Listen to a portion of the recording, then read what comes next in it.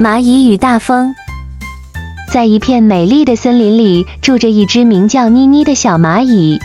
妮妮有个梦想，她想搬动一块比自己身体大10倍的糖块，带回巢穴，为家人准备冬天的食物。一天，大风吹来了，糖块滚到了森林边缘。妮妮鼓起勇气开始搬运，但风一次次将她推倒，糖块也总是滑走。她的朋友小瓢虫看见了，忍不住说：“妮妮，放弃吧，这糖块太大了。”但妮妮并没有放弃，她尝试不同的方法，挖沟渠，寻找支点，甚至请森林里的其他蚂蚁来帮忙。经过3天的努力，糖块终于被搬回了巢穴。家人们为她的坚持和智慧感到骄傲。妮妮的故事告诉我们，虽然过程很困难，但只要不放弃，就一定能找到解决方法。努力不懈让妮妮完成了看似不可能的任务。